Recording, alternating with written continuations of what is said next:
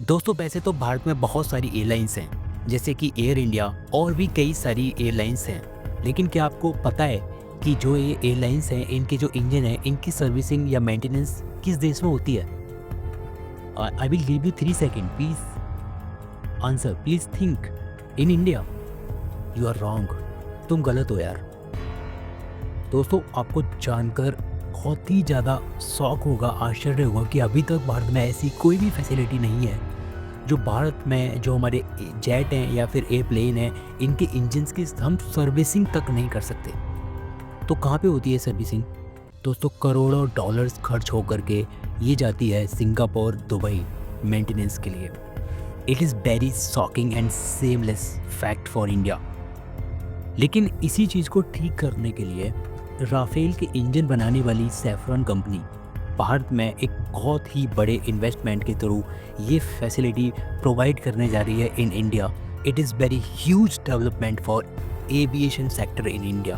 दोस्तों जानेंगे बहुत कुछ इस वीडियो में कि कैसे इस चीज़ से हमारे जो इंडिजीनियस जेट इंजन को डेवलप करने वाला जो कावेरी इंजन का प्रोग्राम है, उसको इससे कैसे बेनिफिट होगा, इंडिया को कैसे एविएशन मार्केट को बूस्ट मिलेगा, हम इससे कैसे हजारों करोड़ों डॉलर हम इससे कैसे बचा सकते हैं। बहुत कुछ जानने को मिलेगा दोस्तों आपको इस वीडियो में।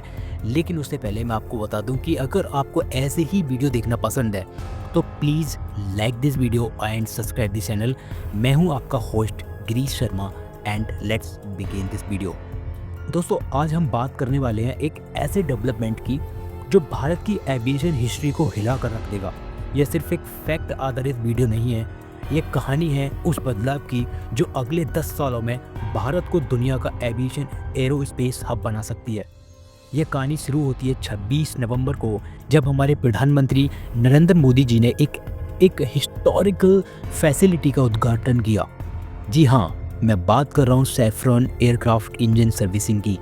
ये कोई एक जर्नल फैक्ट नहीं है या जर्नल फैसिलिटी नहीं है, ये वर्ल्ड क्लास एमआरओ सेंटर है, यानी मेंटेनेंस रिपेयरिंग सेंटर, जो कि एयरवेस बोइंग जैसे बहुत ही आधुनिक विमान जो हमारे जो प्रधानमंत्री जी उड़ते हैं, वो बोइंग के सबसे महंगे वाले जो कि बोइंग का 737 मैक्स एयरक्राफ्ट है, उसमें उड़ते हैं। ऐसे ही बहुत खतरनाक एयरक्राफ्ट जितने भी हैं, उनके सबके इंजनों की सर्विसिंग अब हमारे इंडिया में होगी।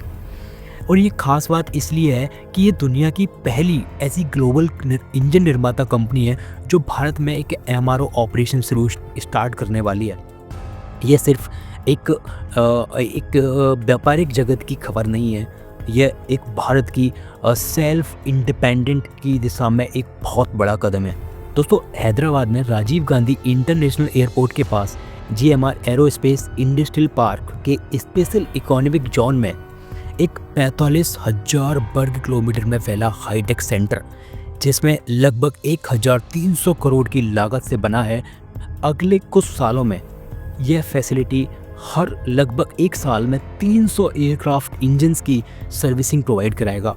यह भारत की एयरलाइंस को अब तक भारत मरम्मत के लिए जैसे सिंगापुर, यूरोप, दुबई जैसे देशों में जाना पड़ता था, हमारे हजारों करोड़ों डॉलर वहाँ पे सर्विसिंग के लिए जाते थे, लेकिन अब नहीं जाएंगे। लेकिन रुको, बात यहीं पे ख़त्म नहीं होती, कहानी अब और दिलचस्प होती है।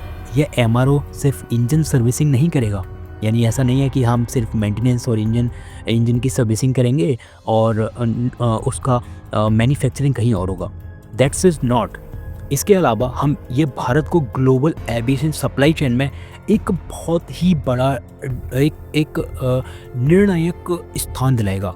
दोस्तों 2035 तक हम लगभग 1,000 से ज़्यादा भारतीय इंजीनियर्स को और टेक्नीशियन को यहाँ पे काम करेंगे और हम उनकी स्किल्स को उस लेवल तक लेके जाएंगे जो हमारा जो कावेरी इंजन है। अब हमें क्यों इसकी इतनी ज़्यादा हमें इसमें दिक्कत क्यों आ रही है? Because we didn't have any skilled worker in this area. वैसे तो हम बहुत बात करते हैं कि इंडिया में इतना स्किल है, इंडिया के स्किल यूएसए में यूज हो रहा है, सब कुछ है, लेकिन हमारा इस सेक्टर में स्किल नहीं है। ये बात हमको माननी पड़ेगी। जितना हम अपनी गलतियों को एक्सेप्ट करते हैं, हम उसमें उतना ही ज़्यादा इम्प्रूवमेंट लेके आते हैं।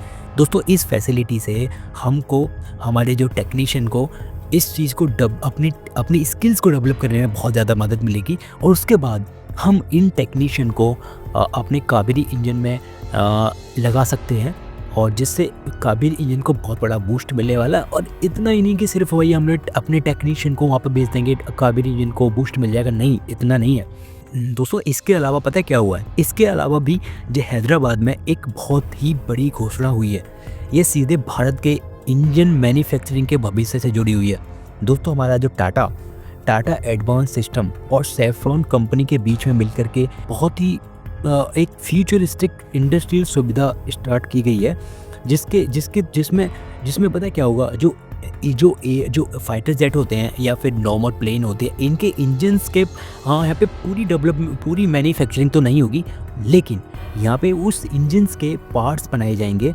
जिससे क्या होगा कि हम जैसे कि क्या है, हमारे कावेरी इंजन में इतनी ज़्यादा दिक्कतें क्यों आ रही है।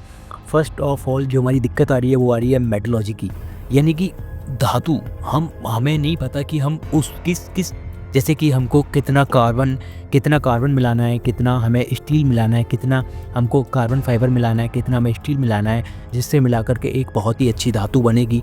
तो हमको ये चीज़ें, ये साइंस एंड टेक की नॉलेज की बात है।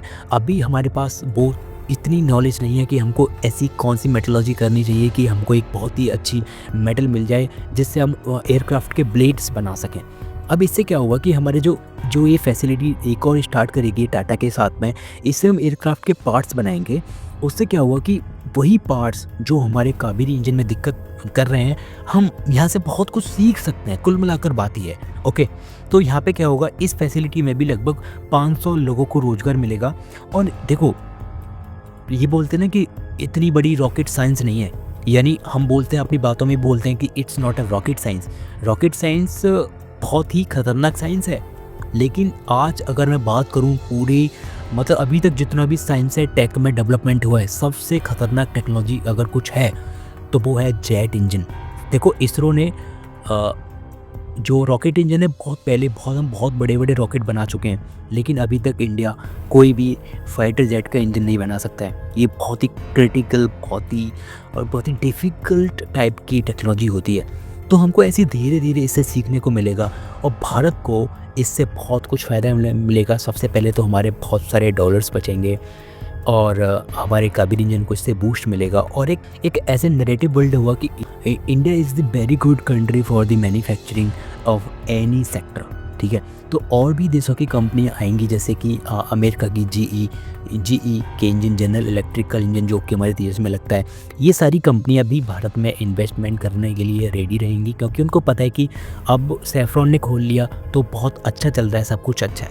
तो दोस्तों, प्लीज़ मेरे को कमेंट ज़रूर कीजिएगा कि भारत की जो ये नई उड़ान है, जो कि भविष्य में भारत को एक एविएशन क्रांति के रूप में विकसित कर सकती है, क्या आपको क्या लगता है? Are you positive regarding this news, और what's your view point? Please comment, okay. मिलते हैं नेक्स्ट वीडियो में, तब तक के लिए जय Hind and Vande Mataram, and very congratulations for flag hosting in Ram Mandir today. Thank you.